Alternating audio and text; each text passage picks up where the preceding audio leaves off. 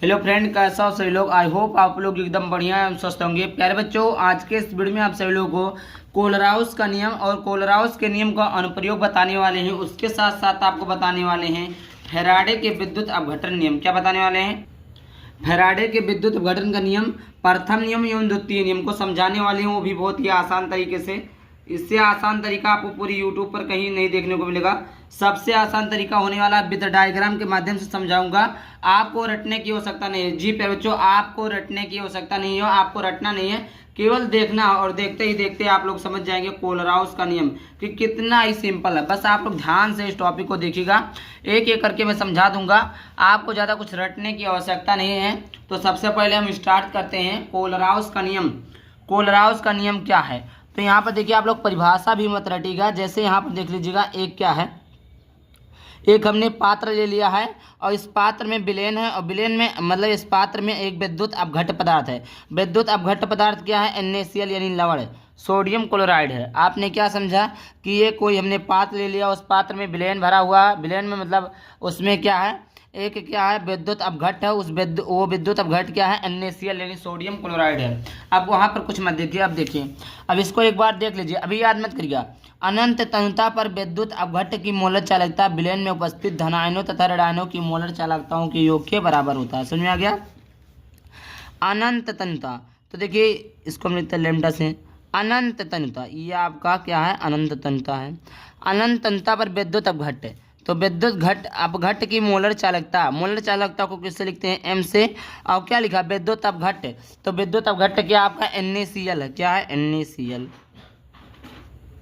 NaCl की molar चालकता villain में उपस्थित धनायनों। अब देखिए, सोडियम क्लोराइड है। सोडियम क्लोराइड अगर विद्युत अपघट्य होगा, टूटेगा तो किसमें टूटता है? Na+ और Cl- में टूट जाता है। समझ आ गया? Na+ Cl-, तो क्या बोला? विलेन में उपस्थित धनायन यानी Na+ और क्या है? Cl- की मोलर चालकताओं, की मोलर क्या है प्यारे बच्चों? चालकताओं, की मोलर चालकताओं के योग के बराबर होता है। कि योग के क्या होता है? बराबर होता है। यही आपका क्या है? ये तो अनंत तनुता है ना, तो इस प्रकार आपको लगा देंगे। समझ में आ गया? आई होप आपको समझ में आ गया होगा। फिर से समझिए, यहाँ पर फिर से समझिएगा। क्या बोला कि अनंत तनुता पर, तो अनंत तनुता, ये आपका अनंत तनुता पर विद्युत अपघट्य यहाँ पर क्या है? NaCl है। NaCl ले लिया हमने। विद्युत अपघट्य की मोलर चालकता विलयन में उपस्थित धनायन। अब विलयन में उपस्थित धनायन क्या आपका? सोडियम धनायन है। और विलयन में उपस्थित धनायन तथा धनायन तथा क्या है? ऋणायन की मोलर चालकता को किससे लिखते हैं? M से। मोलर चालकताओं के योग के बराबर, ये आपका योग हो गया, के बराबर होता है। ये आपका जो लेमडा तनुता है, यानी अनंत तनुता के लिए दर्शाता है। अनंत तनुता को लेमडा इनफाइनाइट से दर्शाते हैं। तो ये आपका क्या है? ये आपका हो गया कोलराउस का नियम, जो कि काफ़ी ज़्यादा इंपॉर्टेंट है। अब देखिए, अनुप्रयोग इनके क्या थे। क्या प्यारे बच्चों? अनुप्रयोग क्या है? अनुप्रयोग वियोजन की कोटि ज्ञात करने में। वैसे तो इनके दो अनुप्रयोग हैं, लेकिन एक ही अनुप्रयोग बोर्ड परीक्षा में पूछता है, तो मैं एक अनुप्रयोग को आपको बताने जा रहा हूँ कि वियोजन की कोटि की ज्ञात करने में, वियोजन की कोटि ज्ञात करने में। अब वियोजन की कोटि क्या? किसी सांद्रता पर विद्युत अपघट्य की मोलर चालकता तथा अनंत तनुता पर विद्युत अपघट्य की मोलर चालकता के अनुपात को वियोजन की कोटि कहते हैं। अब वियोजन की कोटि बराबर, यहाँ पर लिख सकते हैं आपको वियोजन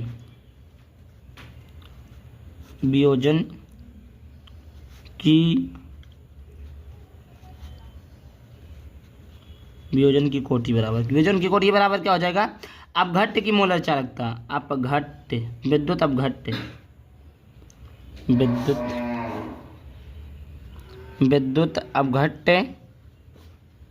की मोलर चालकता अनुपात को किससे लिखते हैं? बटे में लिखते हैं। की चालकता अनंत तनुता पर विद्युत अपघट्य की मोलर अनंत तनुता पर विद्युत अपघट्य की मोलरता, अनंत तनुता पर विद्युत अपघट्य, अनंत तनुता में विद्युत अपघट्य, यहाँ पर दिख विद्युत अपघट्य की मोलर चालकता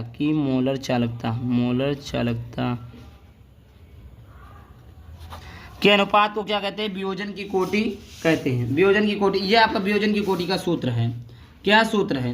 वियोजन की कोटि का सूत्र ये है और यही आपका परिभाषा है। वियोजन की कोटि किसे कहते हैं? तो किसी सांद्रता पर विद्युत अपघट्ट की मोलर चालकता तथा अनंत तन्यता पर विद्युत अपघट्ट की मोलर चालकता के अनुपात को हम क्या कहते हैं? वियोजन की कोटि, वियोजन की कोटि कहते हैं। अब देखिए ये आपका वियोजन की कोटि को किससे लिखते हैं? अल्फा से लिखते हैं। विद्युत अपघट्ट की मोलर चालकता यानी लैम्डा एम बटे अनंत तन्यता पर, सॉरी यहाँ पर केवल लैम्डा एम रहेगा, सॉरी क्या बोला है यहाँ पर? विद्युत अपघट्ट की मोलर चालकता बोला ना, तो मोलर चालकता को सी से लिखते हैं बटे अनंत तन्यता बोला तो अनंत तन्यता पर विद्युत अपघट्ट की मोलर चालकता। यही आपका क्या हो गया? आंसर यही आपका हो गया। यहाँ पर देखिए वही चीज़ें लिखा हुआ है कि अल्फा से आपको लिखते हैं वियोजन की कोटि को लिखते हैं। तो मोलर चालकता क्या होता है कि अपघट्ट की मोलर चालकता, अपघट्ट की मोलर चालकता तथा अनंत तन्यता पर, यह आपका अनंत तन्यता पर मोलर चालकता के अनुपात को हम क्या कहते हैं? वियोजन की कोटि ज्ञात कहते हैं। क्या कहते हैं? वियोजन की कोटि कहते हैं। इस प्रकार आपको समझ आ गया। यहाँ पर देखिए अपघट्ट की मोलर चालकता को सी से लिखते हैं और विद्युत अपघट्ट की मोलर के अनंत तन्यता पर अनंत तन्यता, ये आपका है अब मोलर चालकता के अनुपात को हम क्या कहते हैं? वियोजन की कोटि कहते हैं। आई होप आपको समझ में आ गया होगा कि कोलराउस का नियम क्या है। कोलराउस के नियम का आपका सूत्र का निगमन, यह काफ़ी ज़्यादा इंपॉर्टेंस होता है। ये बोर्ड परीक्षा में आपको मतलब इसे न्यूमेरिकल सॉल्व करने में उपयोग किया जाता है, न्यूमेरिकल सॉल्व करने में काम आता है।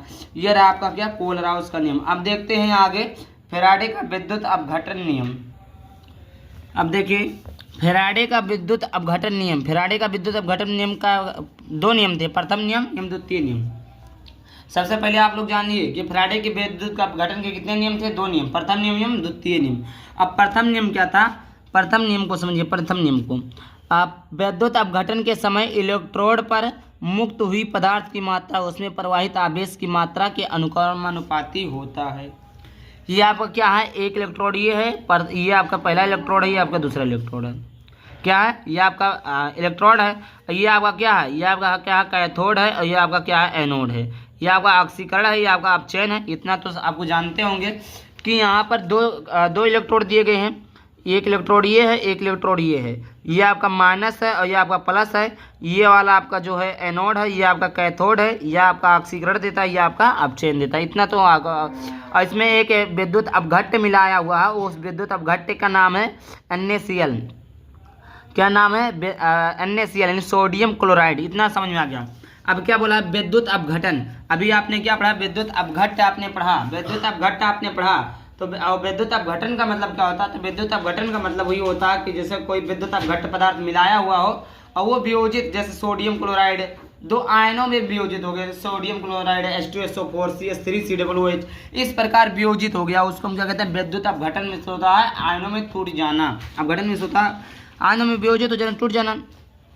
तो विद्युत अपघटन के समय जब आयन टूटते हैं उसके समय इलेक्ट्रोड पर मुक्त हुई पदार्थ की मात्रा, अब मुक्त हुई जो पदार्थ की मात्रा है, उस पदार्थ की मात्रा को किससे लिखते हैं? W से।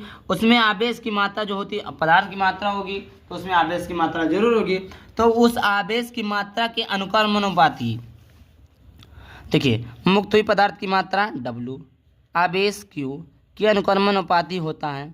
अगर हम W हटाएंगे तो एक नियतांक आएगा W बराबर अल्फा के स्थान पर Z आ जाएगा Q।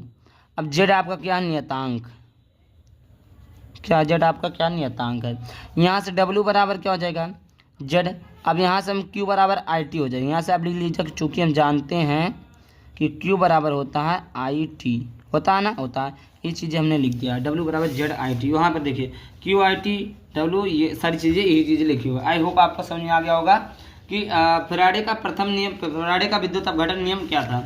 अब देखिए इनके दो नियम थे, एक ही नियम नहीं, दो नियम थे। तो दूसरा नियम भी समझ लीजिए। यहाँ पर देखिए दूसरा नियम देखिए, यदि समान विद्युत धारा, अब देखिए इसमें क्या कह रहा है, इसमें कुछ कंडीशन है, देखिएगा। विद्युत धारा क्या हो? समान हो। विद्युत धारा समान समय T क्या हो? समान हो। समान समय भी हो, T भी समान हो के लिए भिन्न भिन्न विद्युत अपघट्ट में प्रवाहित की जाती है, तो इलेक्ट्रोड पर मुक्त पदार्थ की मात्रा तुल्यांकी भार के समानुपाती होती है। आपने क्या पढ़ा? आपने कुछ नहीं पढ़ा, अभी ये पढ़ने जा रहे हैं। यदि समान विद्युत धारा यानी आई क्या हो, समान हो, और उसके बाद में आपका समय भी समान हो, मतलब समय भी उतना लग रहा हो, धारा भी उतना लग रहा हो, लेकिन अब घट्टों में प्रवाहित जो धारा होती विद्युत भिन्न भिन्न हो। जैसे इसमें अब घट्ट क्या है, NaCl, क्या है NaCl। तो इसमें दूसरे नियम क्या था, धारा समान हो, समय समान हो, लेकिन भिन्न भिन्न विद्युत अपघट्य हो में प्रवाहित की जाती है। भिन्न भिन्न, अगर समान समय ले लिया हमने, असमान धारा ले लिया, और भिन्न भिन्न अपघट्य ले, जैसे एक बार CH3COOH हमने ले लिया, एक बार NaCl ले लिया। तो इन प्रकार जब दो हम भिन्न भिन्न अपघट्यों को लेंगे तो इलेक्ट्रोड पर जो पदार्थ की मात्राएं होंगी, जो इलेक्ट्रोड पर पदार्थ की मात्राएं होंगी तुल्यांकी भार के समानुपाती होंगी। ये आपका पदार्थ की मात्रा है, और ये आपका जैसे पहली W1 बटे W2 बराबर E1 बटे E2, ये आपका क्या है, तुल्यांकी भार है। और यहाँ पर देखिए, या इस प्रकार लिख सकते हैं W1 अनुक्रमानुपाती, ये आपका E1 हो जाएगा, और W2 अनुक्रमानुपाती E2 हो जाएगा। इस प्रकार आपने समझ लिया कि यदि समान विद्युत धारा समान समय के लिए भिन्न भिन्न विद्युत अपघट्टों के में प्रवाहित की जाती है, तो उसका तुल्यांक जो उसमें तो इलेक्ट्रोड पर मुक्त हुई पदार्थ की मात्राएं तुल्यांकी भार के समानुपाती, तुल्यांकी भार यह है, मुक्त हुई पदार्थ की मात्रा ये है, इसके समानुपाती होता। तो ये रहा प्रथम नियम, द्वितीय नियम। आई होप आपको समझ आ गया होगा। अगर आपको PDF परचेज करना चाहते हो तो वीडियो के डिस्क्रिप्शन में एक बार चेकआउट करिएगा, वहाँ पर क्या सारा चीज़ मिल जाएगा। जय हिंद, जय भारत। मिलता है किसी सेंटर के साथ, बताएंगे। जय हिंद, जय भारत।